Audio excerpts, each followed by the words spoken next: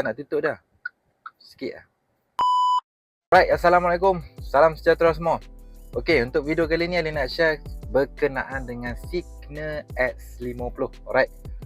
Macam X90 ke, X70 ke, S70 sekalipun, Cignal dia tak sama dengan X50.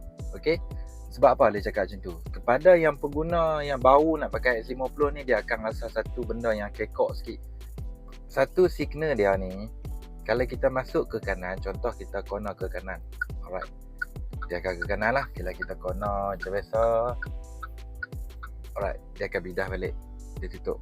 Okay. Tapi kalau kita masuk simpang yang dia tak bidah balik signal tu. Contoh kita masuk kanan, kita corner sikit kan, nak potong apa kan, dia tak bidah balik signal tu. So kita nak cancel. Nampak kita nak cancel, kita pergi kiri. Dia pergi ke kiri pula. Kita nak cancel, dia ke kanan pula. Nampak tak? Dia macam satu masalah. Simple ya benda ni. Benda ni dah simple ya. Kebanyakan kereta, signal dia bila kita bubuh, kita ke kanan, dia akan stay kat situ. So kita nak tutup, dia akan pergi ke tengah. Tapi X50 tak. Dia bukan macam tu. Alright. X50 ni, kita ke kanan, dia balik ke tempat asal dia balik. Kita ke kiri, dia balik ke tempat asal dia balik. So cara dia nak tutup dah. Okay, kalau contoh kita corner ke kiri, kita nak tutup dah. Sikit lah. Kita tekan sikit lah. Dia ada takah tu, dia ada. Kalau kita pegang kat ni, dia ada berasa lah. Dia ada dua takak kat situ. Alright, so kita masuk ke kanan. Kita nak cancel dah. Sikit lah. Sama ada kita nak cancel dia ke atas ataupun ke bawah. Ke bawah pun sikit lah. Dia akan hilang. Alright.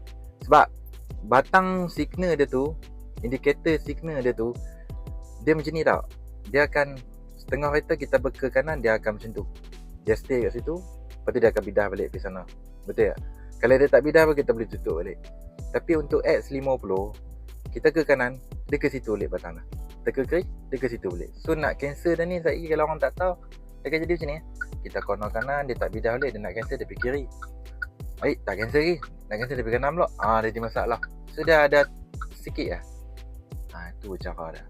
Benda ni simple, tapi orang kata apa, kita share lah benda ni lah. Sebab untuk yang first nak guna X50 ataupun dia tak biasa dapat signal yang macam ni, setengah-setengah atau macam BMW, dia ada benda-benda feature macam ni, tapi dia lain benda yang lain. So mungkin ada satu masalah untuk kita lah, sebab kita nak kena biasakan dulu dengan benda-benda yang macam ni. Alright. Pada yang dia tak arti bagi signal ni, dia memang tak ada masalah lah. Yang tu ikut suka dia lah. Dia nak corner kat mana pun, kiri ke kanan ke, janji dia nak corner. Signal tak dia nak bagi. Beli kereta mahal-mahal. Apa sih subuh plastik? Betul subuh plastik saya bang. Lain cari kau tahu bayar.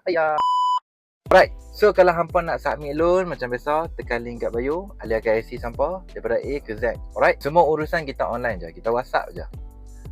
Okay, tak ada masalah lah. X50 ada rebate 4,000 dan ada ready stock.